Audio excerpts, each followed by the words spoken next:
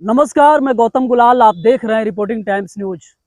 महिला पहलवानों के समर्थन में महिला पहलवान जो यौन उत्पीड़न, यौन शोषण के खिलाफ जो धरने पर बैठी और लगभग 40 दिन से ऊपर उन्होंने धरने पर बैठकर विरोध प्रकट किया, लेकिन महिला पहलवानों की बात जो है सरकार के कान में नहीं पहुंच पा रही है और इसीलिए जगह जगह पर पूरे देश में महिला पहलवानों के समर्थन में जुलूस निकाला जा रहा है, उनका समर्थन किया जा रहा है। उसी में पटना में सिटीजन फोरम के द्वारा एकजुटता मार्च निकाला गया और उसमें महिला पहलवानों के समर्थन में नारेबाजी की गई कि उनको न्याय मिलना ही चाहिए।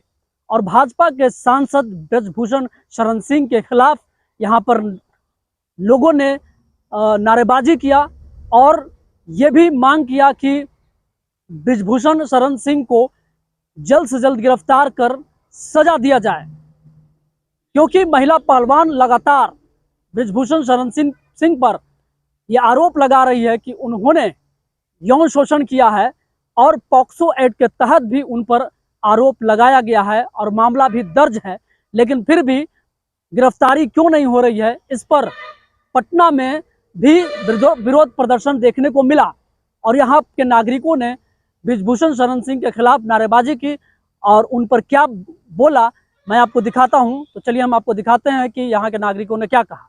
आज जो एकजुटता मार्च निकाला गया है किस लिए? ये इसलिए कि आप जैसा कि देख रहे हैं कि लगभग लंबे समय से महिला खिलाड़ियों का पहलवानों का आज़ादी के 75 साल के बाद ये पहली ऐसी अभूतपूर्व घटना हुई है कि महिलाएं इतने लंबे समय से लगातार आंदोलन चला रही हैं, धरने पर बैठी हैं। उनको जबरन जिस दिन नए संसद का उद्घाटन होना था उनको वहां से हटाया गया और ये देखिए प्रतीक है। एक तरफ संसार लोकतंत्र की बात करती है, नए संसद का उद्घाटन कर रही है और लोकतंत्र की आत्मा है असहमति को, प्रोटेस्ट को जगह देना, आंदोलनकारियों को, प्रतिरोध करने वालों को वहां से बेदखल कर रही है। तो ये एकजुटता मार्च उन खिलाड़ियों के साथ साथ उन तमाम लोगों के पक्ष में है, एकजुटता के साथ है, सॉलिडारिटी है, जो लगातार मोदी सरकार के खिलाफ, उनकी दमनकारी नीतियों के खिलाफ आंदोलन कर रहे हैं। और सबसे खास बात, सबसे दुखद बात यह है कि जिन खिलाड़ियों ने देश के लिए मेडल लाया, देश का मान ऊंचा किया पूरी दुनिया में, आज उनको अपने ही देश में जिस तरीके से उनको अपमानित किया जा रहा है, बेइज्जती की जा रही है और इसके पीछे सीधे सीधे केंद्र सरकार है और एक क्रिमिनल जिसके अपने बेटे ने आत्महत्या की, जिसपे खुलेआम कहता है कि हमने हत्या की, ऐसे क्रिमिनल को मोदी सरकार अरेस्ट करने से, गिरफ्तार करने से पता नहीं किस वजह से उस पर हिचक रही है। तो ये जो हमारा प्रतिवाद मार्च है, एकजुटता मार्च, इन तमाम उन खिलाड़ियों के पक्ष में है, एकजुट होने के पक्ष में। अच्छा, ये बताइएगा, आप लोग एकजुटता मार्च निकाल रहे हैं, विरोध में निकाल रहे हैं, अगर इस पर कोई कार्रवाई नहीं होती आगे क्या कीजिएगा? आगे लगातार ये आंदोलन बढ़ता रहेगा। हम भी लोग, अब तो ये पूरा देश भर का मास मूवमेंट पूरे देश का जन आंदोलन बन चुका है। और सोचिए कैसी स्थिति है भारत की कि एक क्रिमिनल को पकड़ने में पूरी केंद्र सरकार कहें कि एकदम हिचक रही है, लगातार उसको काट मार गया है एक विशुद्ध आर्च क्रिमिनल को पकड़ने में। ये हमारे देश के स्वास्थ्य के लोकतंत्र का इससे बड़ा सूचक क्या हो सकता है?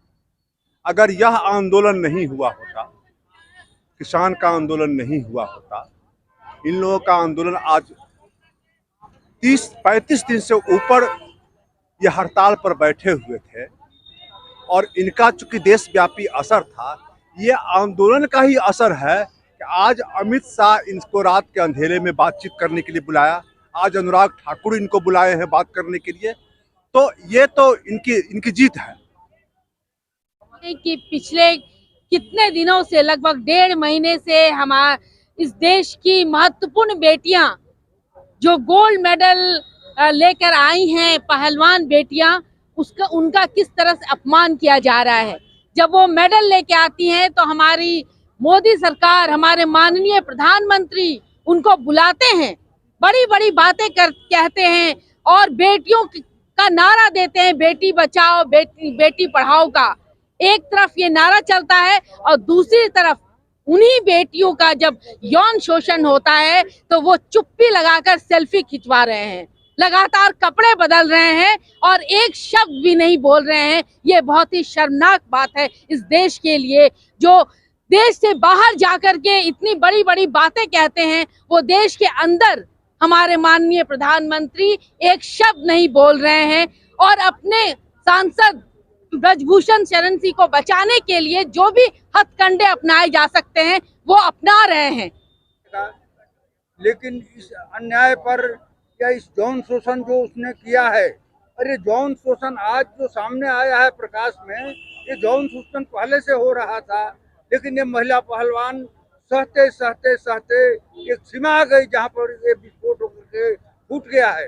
लेकिन विस्फोट होकर के जो फूट गया है और पूरा हिंदुस्तान और हिंदुस्तान के प्रबुद्ध नागरिक और हिंदुस्तान की सारी जनता, जो भी समझदार जनता है, जो भी प्रोग्रेसिव जनता है, जो भी बुद्धिजीवी हैं, इस चीज को देख रहे हैं कि भाजपा सरकार जो कि उसका एमपी है किस तरह से प्रभावी है और किस तरह से भाजपा सरकार का जो प्रधानमंत्री है आज तक एक सेंटेंस भी इसके विरोध में नहीं बोला है और महिला पहलवानों के समर्थन में नहीं बोला है। इस सरकार से कोई क्या हिंदुस्तान का कोई भी नागरिक न्याय की कामना कर सकता है? ये किसी भी तरह का न्याय का ही समर्थक है। इसलिए जिन कारणों से भी ये सरकार सत्ता में आ गई है, लेकिन इस सत्ता में रहने लायक नहीं है। जंतर मंतर पर धरना, उससे पहले भी ये खिलाड़ी एक बार आंदोलन में आए थे। उस बार सरकार के खेल मंत्री और इंडियन ओलंपिक एसोसिएशन के आश्वासन पर कि एक कमेटी बनाई जाएगी, इन लोगों ने अपना विश्वास करके आंदोलन समाप्त किया, लेकिन उस कमेटी का कोई रिजल्ट नहीं आया। तो अंत में फिर इन लोगों ने जंतर मंतर पर धरना दिया। और अभी अरुण जी कह रहे थे कि सारी दुनिया जान रही है, लेकिन हमारे मोदी जी को ये दिखाई नहीं दे रहा था। तो महिला खिलाड़ियों और सिर्फ महिला खिलाड़ी बोल के हम मामले को छोटा नहीं करना चाहते। इस देश की बेटियों के पक्ष में उनके साथ हो रहे अन्याय के खिलाफ एक प्रोटेस्ट मार्च, एक प्रतिवाद मार्च करते यहाँ आए हैं। उन लोगों के साथ अपनी एकजुटता दिखाने आए हैं उनके संघर्ष के साथ।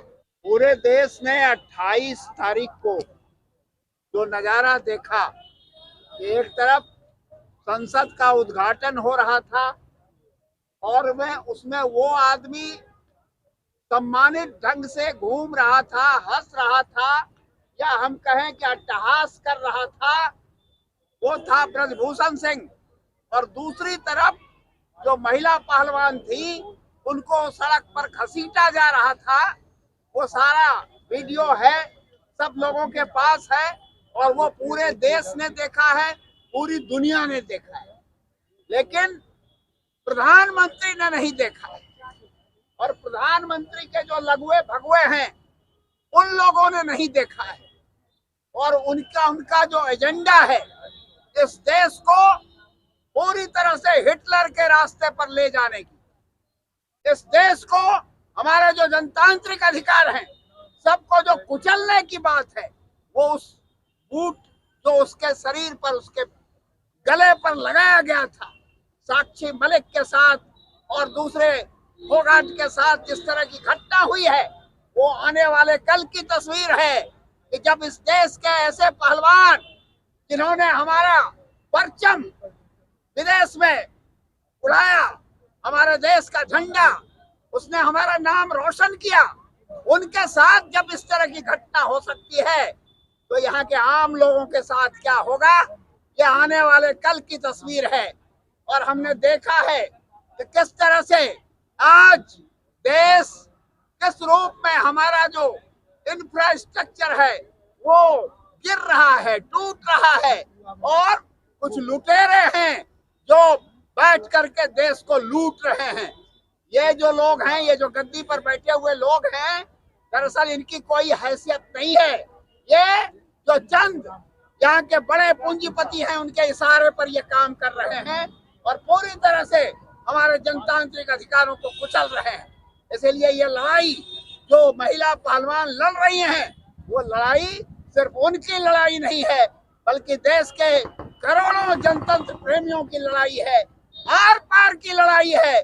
चाहे हम रहेंगे या ये देश इन लोगों के हाथ में रहेगा।